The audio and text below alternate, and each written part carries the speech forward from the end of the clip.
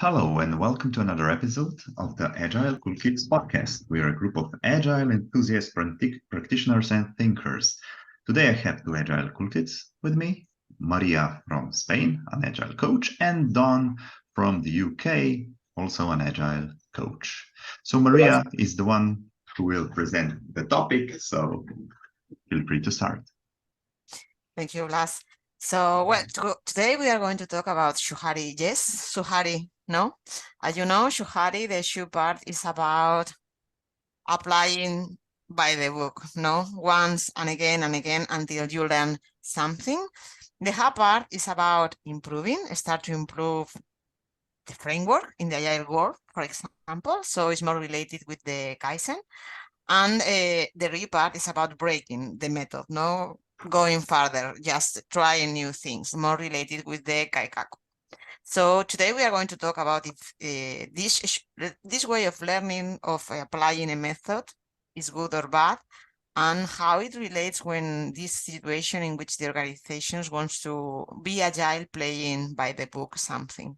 So I hand over to Don.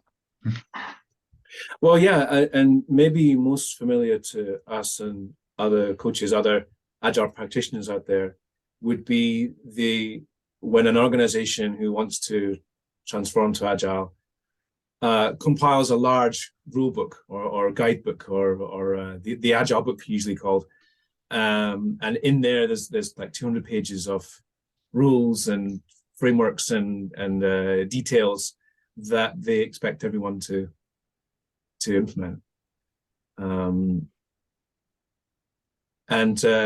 Yeah, quite often we see that as, well, it might be interesting to understand how that fits in with people's learning and maybe some of the pros and cons of doing it that way. So yeah, have you guys been in an organization where there is the rule book that usually given to coaches and scrum masters to say, just teach them this? Have you been part of that? We had let's say, selling Bible when I was working in the hearing aid field, where you had to follow the process, but it was quite flexible in the middle of the process. There were quite a few gray zones where the salesman, the hearing aid specialist, could, let's say, work his magic. But still, when training new employees, you have to give them some good training, good framework, and until they are really confident in their specific skill or specific skill set, then it is hard to, let's say, let them go. So I think it is easier for the trainee and also the trainer to start with some kind of a shoe. But still, you have to tell the why behind a certain process or certain thing you are teaching. If you just say, do this, then you probably did nothing. But if you tell them why they have to do what you want them to do, then it is easier for them to think about it, to even critically think about it, give you some feedback about it, and later on to change the process. Because when the newcomer comes into the company, he gives you a new perspective that you probably hadn't seen in a while. Okay, thank you, Blas. Well, I think this has been my big learning in the last years.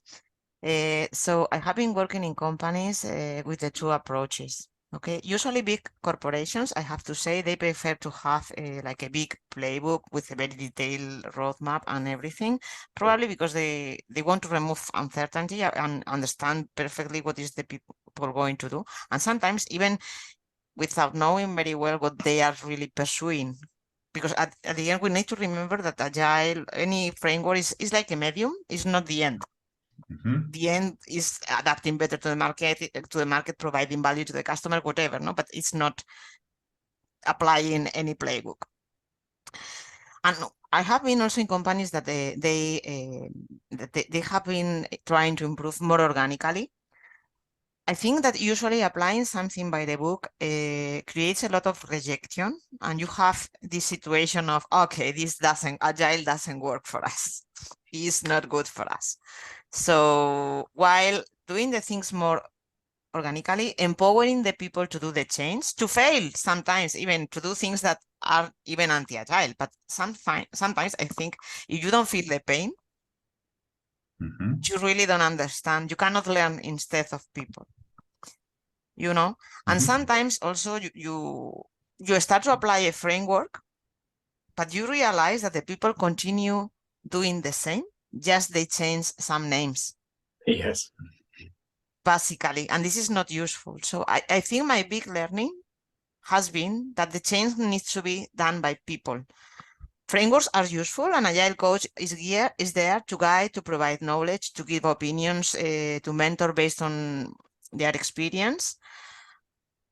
But the people needs to make the change. And for me, the Shu Ha Ri doesn't work so well in this context. That's my opinion. Yeah, it's interesting. Yeah, I can agree with both of you there. Yeah, having guidance and having rules makes it easy for people to know what to do. But also that's the rub, isn't it? It's how do they know what to do is just because it's written down in a book and they're being told to do it. Whereas you mentioned if they understand why, if they're understanding how it works and what's the point here and what the approach is, then they're more likely to understand, why they're doing it, and so be able to engage with it better. Yes, and there's a balance between. So I guess it's a balance between how much do you force them or make them do without thinking, and how much do you tell them about the principles and let them change. My experience here is, I was part of an transformation, very large transformation, where there was a rule book, and the rule book was written in a way that everyone had to use Scrum, and everyone had to, have a 2-week sprint cycle, and you had to deliver at the end of the sprint, and it was all set up for, IT teams to deliver their software. But the teams I were working with weren't like that at all. They weren't software teams, and they weren't delivering products. And so it was completely wrong. And so we had to choose whether to try to implement a flawed guidebook or do what was obviously necessary, which was Kanban. But that was not in the book, right? So and that's the flaw for me, is that these guidebooks are usually written too restrictively. It's saying you must do this and you must, it will be, and here it is, here's how it, and I think when Marie was saying, no, you need to show them what it is they can do, but let them learn organically, as you said. And that flexibility that you mentioned, Blas, for me, that's the important thing. Otherwise, we're just implementing a new framework and it will probably not be engaged with. And like you say, the symptoms of it going wrong are we just change the names, but carry on doing the same thing. Yeah, when we are talking about by the book, and even when we are talking now, I would love to ask who wrote the book. Yeah. Because that is, I think, the most important things. And how many blank pages are there in the book for the employees to write inside? Because even if you have a wonderful framework for one organization, it doesn't mean that it will translate it well into another organization. We had the same challenges in the previous company where I worked for, when some processes, some things worked quite well in Austria, Switzerland, but they were not designed for our culture as well as it was for them and the market. And if we would translate it maybe even to Asian market, it would be completely different. So that's, I think, something we have to take into account. Other than that, also the preferences of people. Some people work really well with processes within a certain frame, while others feel trapped and caged and they cannot express their ideas. And I think that's another clash that we have here, and we have to listen to both sides. So do we want to achieve something great, or do we want to do something to avoid something bad? Which means sometimes we like to do less mistakes, but we experience less growth. and sometimes we want to make mistakes just to experience growth. So we have to have some sort of a balance. And I think that if we have a strict rule book, it does not apply to both sides. It favors making less mistakes. Do this so you won't make the same mistakes I did. Well, that's right. The counter argument, I guess, would be that guidebooks are good because they help people learn quicker or learn from previous experience. Mm-hmm. They show people what to do so they can get started rather than starting to learn from scratch. So they have maybe they have their place. Of course, they have their place. Even if you say walking is very good for you, but sometimes it's raining and sometimes there is hailstorm and sometimes there is sun. So it really depends on the time, on the environment. But of course, we all learn from experience. So basically, it can help you, but it shouldn't be too strict or too rigid. Plus, I love your metaphor about the white pages that needs to be written by the employees. Something that has been resonating on me now that you were talking, you have mentioned the word frameworks many times. There has been a clear evolution from, at the beginning we had methodologies, if you remember, in the more waterfall world that are super strict, very well defined, very clear, the documents that you have to generate, the content in these documents, like, the roles, everything super clear and defined. From there, we move to frameworks. Frameworks are more open. It's you have some bases that you need to do, but you can adapt many things. Mm-hmm. And I think that now there is a movement about making everything even optional. And we are moving to use another word that is models. For example, the new scale framework that is most new now, the unfixed one, follows a bit this philosophy. I have always thought that agile practices and frameworks are useful because they help to change the people mindset somehow. But there is another thing that they can be also detrimental. Another thing that has been resonating with me in this conversation, I think you told this, Blas, and you told this also. Don't the people feel more comfortable when they are told what to do? Some of them, yes. Sometimes, yeah. Yeah, it feels uncomfortable, and you go out of your comfort zone when you need to think why you are doing the things and how you are going to, what is the problem that you are trying to solve, and why you are going to solve this problem. No, this is so it feels uncomfortable for the managers because, well, you are empowering the people to think, and it feels uncomfortable for the people because we are not used to have this freedom and accountability. But I find this so powerful that now I am thinking, okay, frameworks, yes or not, or maybe no. No, you know what I mean? Yes, yes. I would just maybe step even one step deeper. If you do not know the why behind your company, and if you do not internalize it, then it's easier for you just to do the work. But if you internalize the why, if you see the higher cause of the company, if you're really passionate in what you're doing, then you do not want to be told what to do. You want to solve the problem creatively, find another ways to solve it, grow the company. So I think that's maybe another step behind it. Yeah, I think you're right, Blas. I think most people, well, I think probably all people, given the chance, would be creative. Absolutely. And would want to think and apply more creative skills.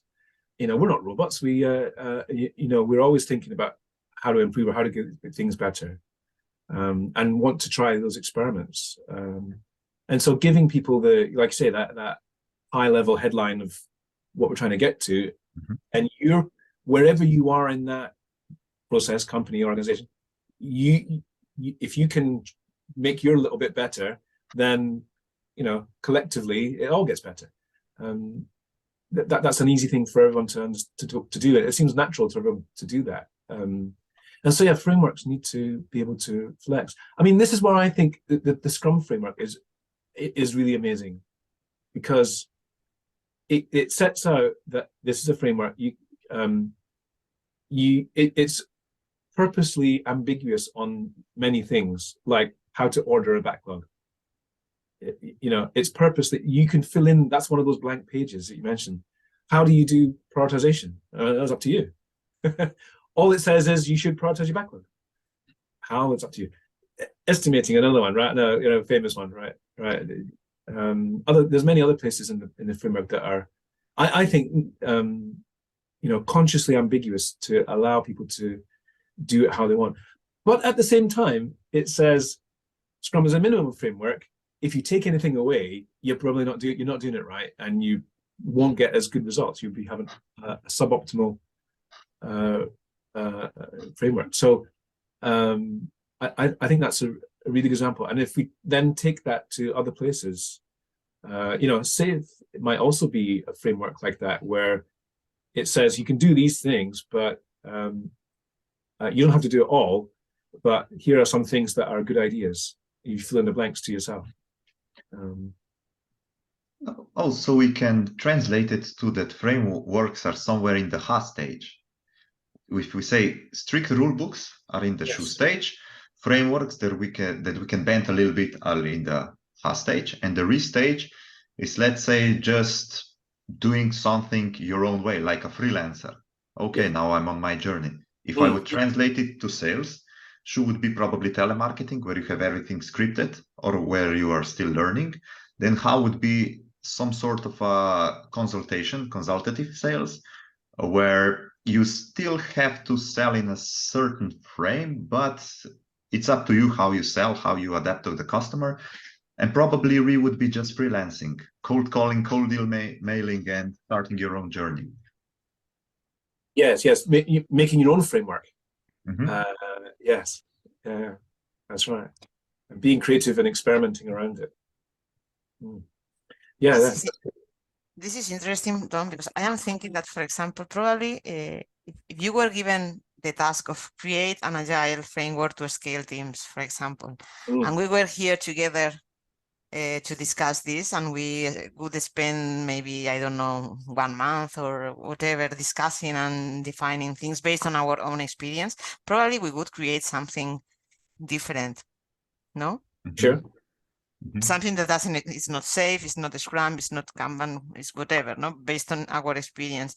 So, and then what, no? It is less agile than other frameworks because, or what do you think? Yeah, I mean, I think it might be a mix of, from our different experiences and our different preferences. We might borrow from here and take from that, and add things in together. And yeah, who knows if it's good or not? But I'm sure it'll be interesting and creative. But I think what we're doing is we're saying is that the frameworks are helpful, and in the beginning they're there to help teams get to a high level of performance or effectiveness. But after that, it is up to them, and the freedom should be there for them to start experimenting and trying different things and breaking the rules in the restage, or making the rules even in the restage. Yeah, exactly. And as you said, Maria, if Don would ask me and you how he would do some sort of framework, we would start by telling him our experiences, our vision. And it reminds me of a paper I read. It was talking about one psychological example, how an 8-year-old brings his mother a flower and a 3-year-old brings her his own toy, because he thinks what's good for me will be good for her. And that's the best gift for me. So that's what she wants. Yeah. And I think sometimes we project what we think is best for us to others. When we are doing strict rules, we are looking inside of us. What would we do? But that's really probably a problem. And if we are creating some sort of very strict frameworks or too strict, then we are doing that. We are giving them our toy instead of asking them what they want and bringing them flowers. Absolutely. And something that is coming also to my mind is like in the case of the big frameworks, like for example, SAFe, really this is what I mean. So there is there is like two approaches to try to improve the things. That is, one approach is to like change everything from the beginning, big plan, no? Train everyone, start to organize the teams, like do the whole change, no? And there is another approach that is more like, okay, start small, experiment a bit, maybe in different pieces, and try to understand what is working well, what is working bad, change some things, start to scale a bit here and there. So there is also something that is related with the frameworks that are like, at the end of the day, even if we are talking only about Scrum, starting to applying Scrum from the beginning with all the events, with all the backlog, with everything, it can be really overwhelming for the people to understand, to apply. Well, and I am not talking about something like SAFe, no, the whole organization. So this is also something important, no? For me, it is a bit anti-agile to start so big without investing like everything, without knowing if this is going to work for you, no? Really. Exactly. It's like throwing someone who can't swim into the water. If you throw 100 people in, then maybe 50 of them will start swimming and 50 will drown, but that's not the way to go. Baby steps is the way. Yeah. Yeah, that's right. Interesting. Yes. Yeah. So maybe we can start to wrap up a bit. Main thoughts of this conversation today. What are your main takeaways? Sorry. For me, I was thinking a couple of things. I mean, that's why we're called agile coaching, is because we coach people from where they are, where they're starting from, to get to the next step and the next step and the next step. So yeah, and the next step might be, no, we're not going to do a whole big bang transformation. We're just going to talk about a backlog, or we're just going to do a retro and just have a bit of a feedback on how it's all going, and we start from there. Yeah, so I'm reminded of one of the sort of catchphrases of the Scrum Master, which is, if a Scrum Master is having a bit of doubts about what to do next or what decisions to make, take it to the team. Lisa Adkins says, take it to the team. Let them decide. Help them to decide, and let them tell you what they want. And that's one of the that's what we're talking about here, is finding experiments that they want. Yeah, that's how I'd take away those two things. Yeah, I think as we spoke about today, Shu Ha Ri has a place, but it has to be really applied correctly, so that you do not stand in the Shu phase for too long. Also, I think you have to really do baby steps when transitioning. And one thing that we discussed about agile transformation with Francesca back in the week, the agile cool kit that is unfortunately missing today, is when there is an agile transformation, maybe ask why agile. So ask them, what are the goals? Why do you think that is the best way of working if they are in waterfall? Not just jumping to a certain framework, certain rules, just from the start. So what about you, Maria? Thank you, Blas. So what resonated for me a lot today was this part of, okay, the frameworks are good sometimes because, well, the people know what to do. This reduced a bit the anxiety, maybe, or the uncertainty that the people can have at the beginning. So yeah, maybe next step is like, and I understand because, well, I am a human, and when you are living in the uncertainty, it feels very uncomfortable, to be honest. No, there is always uncertainty, but when the level is super high, it feels really is difficult, no? So maybe this is the next level of learning, no? Like how to feel comfortable in the uncomfortable zone, no? So yeah, frameworks, help with that, no? When we have something that is specific, defined, and we know a bit what to expect, helps to feels better, no? Yeah, something we can hold on to. Yeah, exactly. Yeah. That might be an interesting one for next time. Interesting talk for next time. How do we feel comfortable when we're not comfortable? Exactly. Absolutely. Yeah, I think we can talk tons about that. Yeah. Probably. Ways to deal with stress, perhaps. Yeah. Would be. Anxiety. Yeah. So thank you. Yeah. Thank you for listening and for being a part of Agile Cool Kids. So hope to see you all soon, and please leave us your feedback. And thank you, Maria and Don, for sharing this wonderful Saturday with me. Thanks, Blas. Good to be here. Thank you, Vlas, Don. A pleasure. Bye. Bye.